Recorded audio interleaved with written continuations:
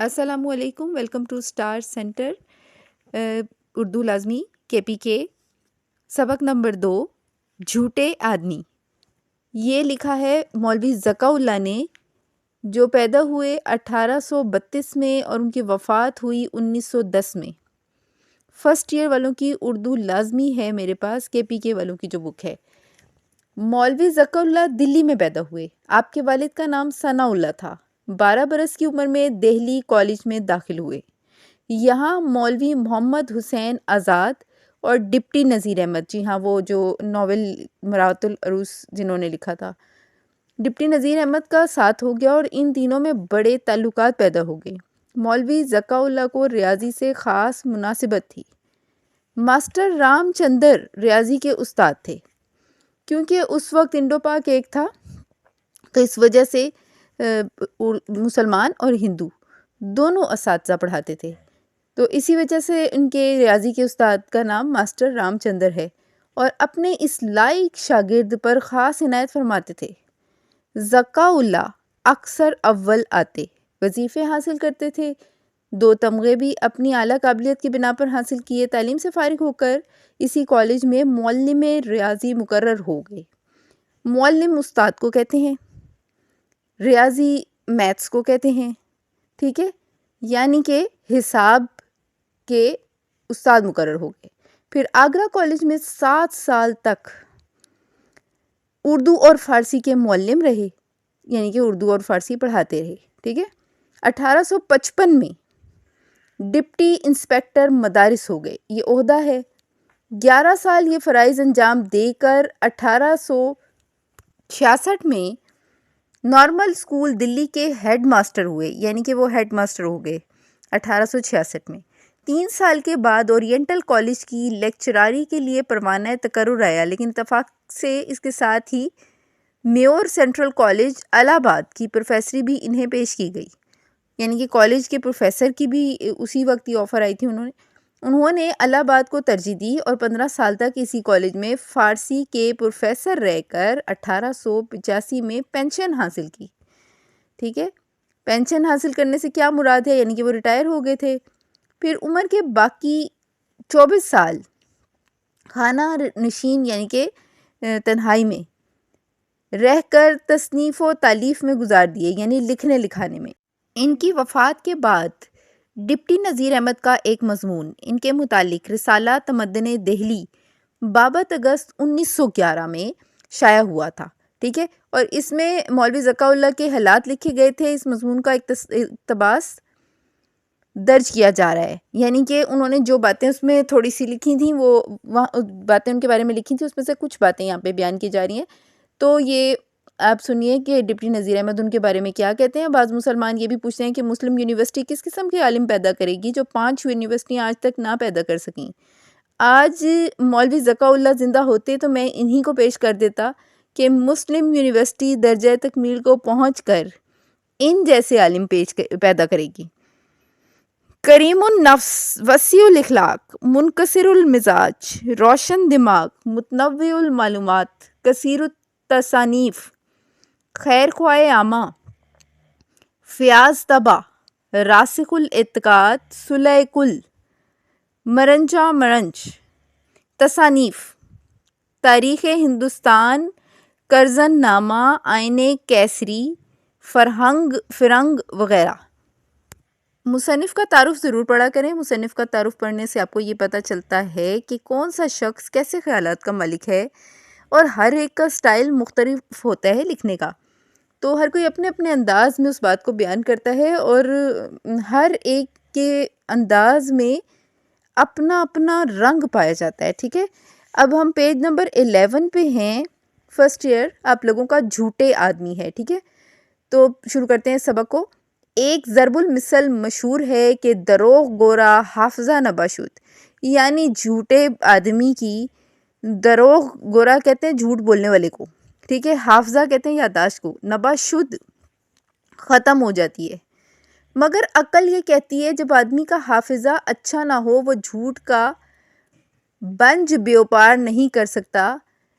جھوٹ کا بنج بیوپار سے مراد یہ ہے کاروبار، ٹھیک ہے، اور دروغ کو فروغ نہیں دے سکتا، اور جھوٹ کو آگے نہیں بڑھا سکتا، خواہ اول صورت ہو یا دوسری، پہلی صورت ہو یا دوسری. یعنی کہنے کا مطلب ہے کہ یہ مثال تو مشہور ہے کہ بھئی جھوٹ بولنے والا جو ہے اس کی یادداشت بہت متاثر ہوتی ہے کیونکہ وہ جھوٹ بولتا رہتا ہے تو اسے یاد رکھنے میں دقت ہوتی ہے. لیکن یہاں مولوی ذکا اللہ نے ایک ٹاپک اصل میں ڈسکس کیا ہے، وہ یہ ہے کہ معاشرے میں نا طرح طرح سے لوگ جھوٹ بولتے ہیں. جھوٹ بولنے والوں کی قسمیں بیان کی ہیں. دراصل انہوں نے ڈسکریج کیا ہے جھوٹ بولنے والوں کو، ان کی حوصلہ شکنی کی ہے، کوشش کی ہے کہ لوگ سچ بولنے کی عادت ڈالیں کیونکہ انہیں یہ اندازہ ہو کہ ان کے جھوٹ سے اور ان کی شخصیت سے ایک مصنوعی انسان کا کردار تخلیق پاتا ہے. ٹھیک ہے، تو یہ سارا مضمون اس کے گرد گھومتا ہے. اب انہوں نے کہا جھوٹ اور حافظے میں ایک تعلق ہے، جھوٹ اور یادداشت میں ایک بہت گہرا تعلق ہے. حافظہ ایسی قوت ہے جس کو افلاطون نے تمام قوائے عقلیہ کا دیوتا کہا ہے. ٹھیک ہے، تو یہاں پہ افلاطون کا قول آ گیا. ٹھیک ہے، قوائے عقلیہ، عقل کے جو تمام قوائے کہتے ہیں نا قوتوں کو، یعنی کہ عقل کی قوتیں. تو کہتے ہیں کہ جی جھوٹ یعنی حافظہ ایک ایسی قوت ہے، حافظہ یادداشت، جس کو افلاطون نے تمام عقل کی قوتوں کا سردار کہا ہے. دیوتا سردار کو کہتے ہیں. ٹھیک ہے، یعنی تمام ملکات نفسانی کا رئیس ہے. ملکات نفسانی سے مراد ہوتی ہے نفس کی عادتیں. ٹھیک ہے، تو وہ کہتے ہیں کہ یہ تمام نفس کی عادتوں کا رئیس کہتے ہیں سردار کو، اور سب اس کے خادم ہیں. اہل فرانس نے جب کسی کو پرلے درجے کا کودن کہنا ہوتا تھا، یعنی نامعقول یا احمق، کودن ہوتا ہے نامعقول یا احمق شخص، تو کہتے ہیں کہ وہ حافظہ نہیں رکھتا. یعنی کہ لوگ تو یہی کہتے تھے کہ جس کا کی یادداشت اچھی نہیں ہے وہ نہایت ہی بیوقوف شخص ہوتا ہے، یا اکثر ہی ہم استعمال کرتے ہیں کہ بہت بیوقوف ہو. ٹھیک ہے، اس کا مطلب کیا ہوتا ہے کہ تمہیں عقل نہیں ہے. یہاں پہ بھی کچھ ایسی ہی بات کر رہے ہیں. یہ حافظے کے نہ ہونے سے آدمی کو اپنے وعدے یاد نہیں رہتے اور باتیں بھول جاتا ہے. ایک ہی کہانی کو بار بار اتنی دفعہ کہتا ہے کہ خواہ وہ کیسی دلچسپ کیوں نہ ہو اس سے دل پھر جاتا ہے. ایک ہی کتاب خواہ کتنی دفعہ پڑھی ہو وہ اس کو ہر دفعہ نئی کتاب معلوم ہوتی ہے. ایک چیز کو خواہ کتنی دفعہ دیکھا ہو وہ اس کی انوکھی معلوم ہوتی ہے. اب سنو، اب یہ پہلا پیراگراف ختم ہوا ہے جھوٹے آدمی کا، اور اس سارے پیراگراف میں انہوں نے پہلے ذرا وضاحت دی ہے کہ دراصل جو ہم لوگوں کی سوچ کا نظریہ ہے وہ تو یہ ہے کہ بھئی جھوٹے جو ہیں نا لوگ، ان کو اصل میں ناعقل سمجھا جاتا ہے. ٹھیک ہے، لیکن ایسا نہیں ہوتا. اب سنو کہ ایک جھوٹے تو وہ ہوتے ہیں کہ بات تو جھوٹ کہتے ہیں مگر وہ اپنے صدق کے دل سے اس کو سچا جانتے ہیں. ٹھیک ہے، دوسرے وہ جھوٹے ہیں کہ جھوٹی بات کہتے ہیں اور اس کو خود دل میں جھوٹ جانتے ہیں اور یہ چاہتے ہیں کہ اور لوگ اس کو سچ جانیں. یعنی وہ کہہ رہے ہیں جھوٹے دو قسموں کے ہوتے ہیں. ایک تو جھوٹے وہ ہوتے ہیں جنہیں جھوٹ کا پتہ ہوتا ہے. ٹھیک ہے، اور دوسرے جھوٹے یعنی کہ یہ جو صدق کے دل سے اس کو سچا جانتے ہیں، یہ وہ لوگ ہوتے ہیں جن کی سمجھ کی ناقلی ہوتی ہے، جو اس بات کو صحیح سمجھ نہیں پاتے. ٹھیک ہے، یعنی انہوں نے گھڑ لی ہوتی ہے وہ بات، انہیں سمجھ نہیں آ رہی ہوتی کہ صحیح بات کیا ہے، تو وہ بات ان کی دوسرے لوگوں تک پہنچتے پہنچتے جھوٹ کی شکل اختیار کر لیتی ہے. جبکہ دوسرے جھوٹے کون سے ہیں؟ جو بات ہی جھوٹی کہہ رہے ہوتے ہیں، انہیں اندر سے پتہ بھی ہوتا ہے کہ یہ بات جھوٹی ہے، لیکن وہ چاہتے ہیں کہ لوگ اس بات کو سچ جانیں. ہم آگے اس قسم کے جھوٹوں کا ذکر کرتے ہیں. جھوٹوں کی بھی دو قسمیں ہیں کہ ایک اپنے دماغ سے ایک جھوٹی بات کو سر سے پاؤں تک تراش کر ایجاد اور اختراع کریں. ٹھیک ہے، یعنی کہ جھوٹوں کی پھر دو قسمیں ہیں. یہ سوال بھی آئے گا آپ کو کہ جھوٹوں کی کتنی قسمیں بیان ہوئی ہیں. تو جھوٹوں کی دو قسمیں بیان ہوئی ہیں کہ ایک اپنے دماغ سے ایک جھوٹی بات کو سر سے پاؤں تک تراش کر ایجاد اور اختراع کریں. دوسرے یہ کہ ایک سچی حکایت کا بھیس بدل کر اپنے خیال کے موافق بدل کر اس طرح بیان کریں کہ وہ جھوٹ ہو جائے. ٹھیک ہے، یعنی دو باتیں ہیں. ایک تو پورا کا پورا بات جو ہے نا وہ نئی اپنی مرضی سے وہ ایجاد کرتے ہیں. ٹھیک ہے، جو کہ سراسر جھوٹ ہوتی ہے، جس کا کوئی سر پیر نہیں ہوتا. دوسرے ایسی جو سچی بات ہوتی ہے اس میں وہ اپنے مفاد کی خاطر اس کا رنگ بدل دیتے ہیں اور اس بات کو بدل کر بیان کرتے ہیں. ٹھیک ہے، اور وہ پھر آخرکار جھوٹ ہو جاتی ہے. صورت مشکل ہے کہ ان کا جھوٹ چھپا رہے، کسی نہ کسی دن ان کا بھانڈا نہ پھوٹ جائے. ٹھیک ہے، جیسے کہ لوگ اکثر کسی کا نام لگا کر کسی کے بارے میں کوئی بات کر دیتے ہیں اور پھر وہ یہ کہتے ہیں کہ یہ بات اس شخص نے آپ کے بارے میں اس طرح کہی ہے. ٹھیک ہے، تو وہ جب کبھی دو لوگ جن کی بارے میں یہ بات کی گئی ہوتی ہے آپس میں اکٹھے ہو کے بیٹھتے ہیں تو وہ بانڈا پھوٹ جاتا ہے، ٹھیک ہے۔ اس لیے جنہوں نے سچی حکایت کو جھوٹ بنایا اس کی بنا راستی پر ہے، وہ جس کا نقش اول ان کے حافظے پر جمع ہے۔ راستی کہتے ہیں سچائی پر، یعنی جن لوگوں نے سچی کسی بات کو لے کر اس کا آگے سے رنگ تبدیل کیا ہے، ان کی بنیاد دل میں زیادہ مستحکم اور استوار ان کے اختراعی جھوٹ سے پڑی ہے، ٹھیک ہے۔ کہتے ہیں کہ ان کا جو جھوٹ ہے نا وہ زیادہ مضبوط ہوتا ہے، جو سچی بات کو لے کر اس کو تبدیل کرتے ہیں۔ قاعدہ ہے کہ سچ کے برابر جھوٹ کی بنیاد مستحکم نہیں ہو سکتی۔ کہتے ہیں جی کہ قانون یہ ہے کہ کبھی بھی سچ اور جھوٹ جو ہے نا وہ دونوں، یعنی کہ جھوٹ مضبوط نہیں ہو سکتا اتنا جتنا کہ سچ مضبوط ہوتا ہے۔ مستحکم مضبوط کو کہتے ہیں، اس لیے ضروری ہے کہ ان کے دروغ میں راستی اپنا فروغ دکھائے۔ اچھا، اب وہ یہ کہہ رہے ہیں کہ جو لوگ جھوٹ بول رہے ہوتے ہیں نا سچی بات کے اوپر، ان کے لیے بہت یہ ضروری ہوتا ہے کہ سچ کا تھوڑا تھوڑا اس میں رنگ نظر آئے جو وہ بات کر رہے ہیں۔ وہ جس سچ پر جھوٹا ملمہ چڑھایا ہے، ملمہ کہتے ہیں نا نقلی چیز کو، ٹھیک ہے، ان کی کلئی کھل جائے، ٹھیک ہے، یعنی کہ ان کی بات کھل جائے اور وہی راستی جو ان کے دل کے اندر دوڑ رہی ہے ان کے ذہن سے اس اختراعی جھوٹ کو بھلا دے، ٹھیک ہے۔ وہ کہتے ہیں این ممکن ہے کہ ان کی بات کھل جائے اور وہ سچائی جو ان کے دل کے اندر ہے موجود، ٹھیک ہے، ان کے ذہن سے اس اختراعی جھوٹ کو بھلا دے، یہ بھی ممکن ہے۔ وہ کہتے ہیں کہ اچھا یہ بہت مشکل الفاظ انہوں نے استعمال کیے ہوئے ہیں اور ذرا بات بہت گھما پھرا کے کی ہوئی ہے۔ دراصل بات یہ کرنے کی کوشش یہ کر رہے ہیں کہ جھوٹ جھوٹ ہی ہوتا ہے، چاہے کوئی اس کو سچ بات کو غلط کر کے جھوٹ بنائے یا کوئی پورا ہی جھوٹ گھڑے، ان سب صورتوں میں جھوٹ جھوٹ ہی ہے اور ایک نہ ایک دن وہ کھل جاتا ہے اور ساری حقیقت سامنے آ جاتی ہے۔ دوسری صورت جس میں ایک جھوٹی بات کو نئے سرے سے گھڑ کر اختراع کرتے ہیں، اس کے متضاد کوئی سچی بات ایسی دل پر منعکس نہیں ہوتی کہ وہ اس سے جنگ زرگری کرے۔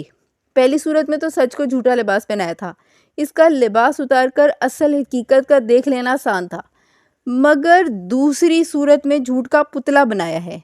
یہاں جھوٹ کے پکڑے جانے کا خوف کم ہے، مگر اس کے ساتھ یہ اندیشہ ضرور ہے کہ اگر حافظے میں اس پتلے کے بنانے کی ترکیب خوب جانشین نہیں ہے تو وہ ذہن سے نکل جائے گی، پھر کلی کھل جائے گی۔ اچھا، یہ کہہ رہے ہیں کہ دیکھو ایک جھوٹ تو وہ ہے نا جو کہ خود گھڑ کے بنایا گیا ہے، اس کے پکڑے جانے کے، وہ کہتے ہیں کہ اس کے نا پکڑے جانے کے چانسز کم ہوتے ہیں، لیکن وہ جھوٹ جو سچ بات کو جھوٹا کر کے بنایا گیا ہوتا ہے وہ پکڑا جا سکتا ہے آسانی سے، ٹھیک ہے، کیونکہ سچی بات کو جو اس نے جھوٹ کا رنگ دے کے پیش کیا ہو تو اس کی کلی کھل جاتی ہے۔ تم نے بہت سے آدمی دیکھے ہوں گے کہ وہ جیسا وقت اور موقع دیکھتے ہیں۔ اچھا، پیج نمبر 12 پہ ہوں میں، فرسٹ ایئر KPK والوں کی، پشاور بورڈ کی جو کتاب ہے اردو لازمی کی، ٹھیک ہے، جھوٹے آدمی ویسی باتیں بنا دیتے ہیں، کچھ جھوٹ سچ کا خیال نہیں کرتے۔ ایک ہی معاملے میں ایک جنگ زرگری کہتے ہیں مصنوعی لڑائی کو، ٹھیک ہے، اور متمکن کہتے ہیں براجمان ہونے یا بیٹھنے کو۔ ان کے دل میں کوئی بات ایمان اور صداقت کے ساتھ متمکن نہیں ہوتی، فقط یہ خیال ہوتا ہے کہ ہم لوگوں کی مرضی کے موافق، مرضی کے مطابق باتیں بنا کے ان کا دل خوش کر دیں۔ ایسی باتوں کے کرنے سے وہ اپنا نام صلح کل لفظ کا مطلب ہوتا ہے سب سے دوستی رکھنے والا شخص رکھتے ہیں اور اس پر فخر کرتے ہیں، یعنی کہ سب ان سے خوش رہتے ہیں۔ یعنی کہنے کا مطلب ہے کہ آپ اگر ان کی تحقیق نہ کریں تو آپ ایسے لوگوں کو وہ اپنے کام نکلواتے ہیں نا جھوٹ بول کے، ٹھیک ہے، وہ آپ کے ساتھ ایسی باتیں کرتے ہیں جس سے آپ خوش ہوتے ہیں اور وہ آپ کی وہی جسے آپ یوں کہہ سکتے ہیں کہ جھوٹی تعریفیں کرتے رہتے ہیں اور لوگوں کی طرف سے بھی آپ کے بارے میں جھوٹی باتیں لگا کے آپ کا دل خوش کرنے والے جھوٹ بولتے ہیں۔ اور کہتے ہیں کہ یہ لوگ بہت خطرناک ہوتے ہیں کہ اگر یہ آشکار نہ ہو اور نہ کھلیں آپ کے سامنے تو آپ اگر ان کی کہی ہوئی ساری باتیں لکھ لیں تو غور سے دیکھیں تو معلوم ہوگا کہ ان کی باتیں کیسی فریب اور دغا سے بھری ہوئی ہیں، فریب، جھوٹ، دھوکہ، دغا، جال سازی، ٹھیک ہے۔ تو جس کا نام انہوں نے صلح کل یعنی سب کا دل خوش رکھنے والا رکھا ہوا ہے، وہ سراسر نفاق ہے۔ نفاق کس سے کہتے ہیں؟ اتفاق کی ضد ہے، یعنی نفاق کا مطلب ہے لڑائی جھگڑا کرانے والا۔ جب ایک آدمی کسی ایک ہی معاملے میں مختلف اوقات میں مختلف پیرایوں میں اظہار رائے کرتا ہے، ٹھیک ہے، یعنی وہ کہہ رہے ہیں کہ ایک آدمی ایک ٹائم آپ سے ایک بات کرتا ہے تو وہ کچھ اور انداز میں کرتا ہے، جب وہ دوسری دفعہ آتا ہے یا دوسرے وقت میں اسی بات کو دہراتا ہے تو وہ کچھ اور انداز میں اس بات کو یعنی بدل دیتا ہے۔ تیسری دفعہ جب وہ آپ سے بات کرتا ہے، اس طرح جتنی بھی بار وہ اس بات کو کرتا ہے تو وہ کہتا ہے نہیں یوں نہیں یوں ہوا تھا۔ تو کیا ہوتا ہے کہ اصل میں وہ شخص جھوٹا ہوتا ہے، مستقل وہ جھوٹ بول رہا ہوتا ہے اور اسے یاد نہیں رہتا کہ اس نے کون سی والی بات صحیح کہی تھی، یعنی کہ وہ جھوٹ اتنا زیادہ بولتا ہے کہ اسے سارے جھوٹ بھولتے رہتے ہیں اور وہ ہر بار نئی بات بنا لیتا ہے۔ تو اسی کو معنی کہا کرتے ہیں کہ دروغ گورا حافظہ نبا شد، یعنی جھوٹ بولنے والے کی یادداشت نہیں ہوتی ہے، ٹھیک ہے۔ سیدھی سادھی سچی باتوں میں جھوٹ بولنے کے برابر کوئی لعنت کی ماری ہوئی برائی نہیں ہے۔ ہم انسانوں میں جو باہم رشتہ مندی ہے وہ فقط نطق کے سبب ہے۔ نطق کہتے ہیں بولنے کو، ٹھیک ہے، گویائی کو، زبان کی بولنے کی قوت کو۔ جب اس نطق میں کذب شامل ہو، کذب کہتے ہیں جھوٹ کو، ٹھیک ہے، تو کہتے ہیں کہ جب زبان آپ بولنا شروع کرتے ہیں اور اس میں جھوٹ کی شمولیت ہوتی ہے تو انسانوں کے باہمی تعلقات یعنی آپس کے تعلقات میں کوئی ایسی بات نہ ہوگی جو فساد سے خالی ہو۔ فساد کسے کہتے ہیں؟ جھگڑے کو، ٹھیک ہے۔ جن قوموں میں جھوٹ کا رواج ہو گیا ہے ان میں کوئی برائی باقی نہیں جو نہ ہو۔ یہ جھوٹ آگ اور تلوار سے زیادہ ان کا نقصان کر رہا ہے۔ اکثر ماں باپ اپنے بچوں کو ان کی معصوم خطاؤں سے مراد غلطیوں پر اور بے باک شوخیوں پر اور گستاخیوں پر خوب گوش شمالی کرتے ہیں۔ گوش شمالی کرنا یعنی برا بھلا کہنا یا ڈانٹنا۔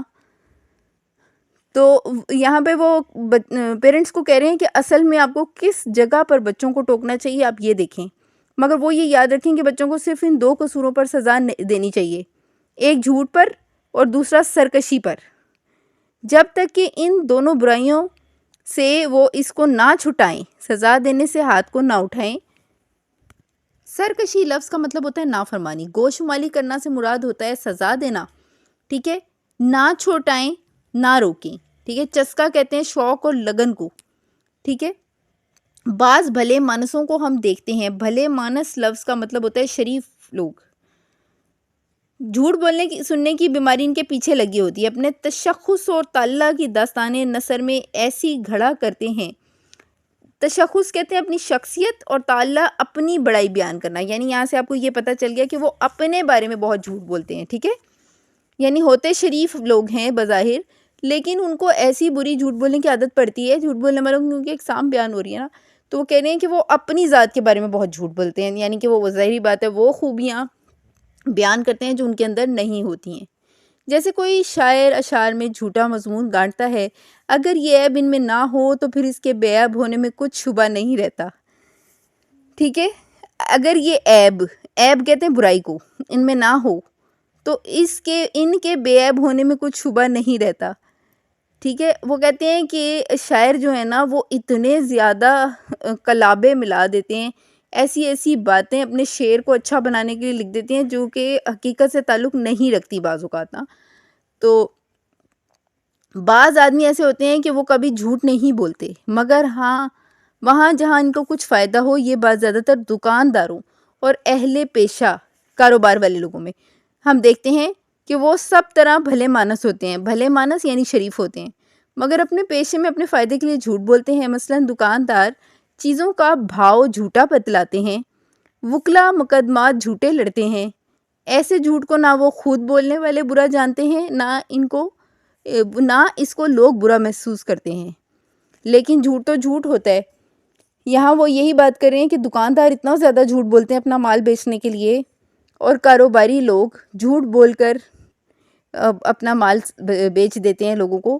تو وہ کہہ رہے ہیں کہ جھوٹ تو جھوٹ ہی ہوتا ہے نا، تو اس کا احساس کریں۔ محاسن الاخلاق کتاب سے یہ لیا گیا تھا، مولوی ذکا اللہ کا لکھا گیا۔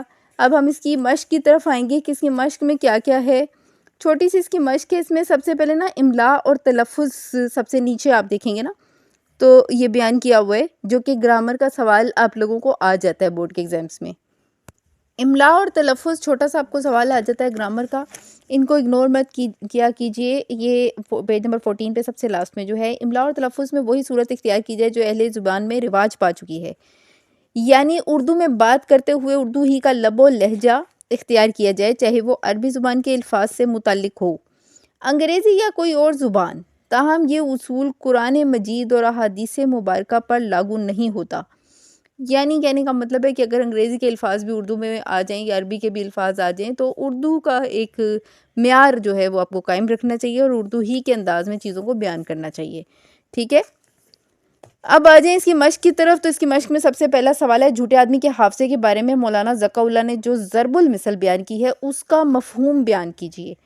ٹھیک ہے، جھوٹے آدمی کے بارے میں جو ضرب المثل بیان کی ہے اس کا مفہوم یہ ہے کہ جھوٹے آدمی کا حافظہ نہیں ہوتا. یعنی چونکہ وہ جھوٹ گھڑتا ہے، ایک ہی بات کو کئی طرح سے بیان کرتا ہے، اس لیے کوئی ایک بات اس کے حافظے میں نہیں رہتی اور وہ کسی بھی بیان کی ہوئی بات کو یاد نہیں رکھ پاتا.